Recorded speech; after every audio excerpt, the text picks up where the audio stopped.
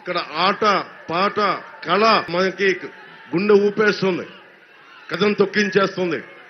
నేను ఈ రోజున నిలబడ్డాను అంటే మీ ముందు ఒకటి, నాకు ఉత్తరాంధ్ర ఆట పాట నాకు కళమతలే నేర్పించింది. ఏం పిల్లడో ఎల్దమొస్తవా శ్రీకాకుళం సిట్టడివిలోనికి, బై బయ్యే బంగారు రమణమ్మ, మళ్ళీ నీకెందుకురా పెళ్లి, ఇలాంటివన్నీ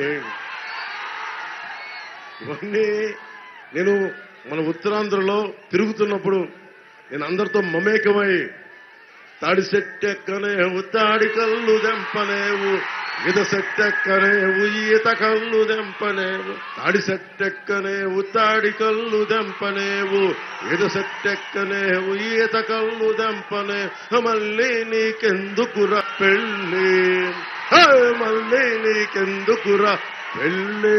పాట మన గ్రామీణ వాతావరణం మనదే, మనకి సిక్కోలు యాస, మన ఉత్తరాంధ్ర యాస ఎంత మధురమో నన్ను అడగండి, నేను చెప్తా. తెలుగు సినిమాలో ఉత్తరాంధ్ర యాస పెట్టాలా లేదా అని అందరూ ఆలోచిస్తూ ఉంటారు. నా గుండెల్లో మోగే యాస ఉత్తరాంధ్ర యాస, నేను నేర్చుకున్న యాస. ఇడుగు గారు ఎంత గొప్పవారంటే ఉత్తరాంధ్ర మనకి సవర భాష. ఆయన సవరలు కొంతమంది భూస్వాములు దోచేస్తున్నారు వాళ్ళని. సవర డిక్షనరీ కనిపెట్టాడు ఆయన, తెలుగుని వాడుక భాషను చేసిన గిడుగు రామ్మూర్తి గారు. సవర భాషకి డిక్షనరీ కనిపెట్టిన మహానుభావుడు. అలాంటి మహానుభావులు ఉన్న నేల ఇది శ్రీకాకుళం, ఉత్తరాంధ్ర.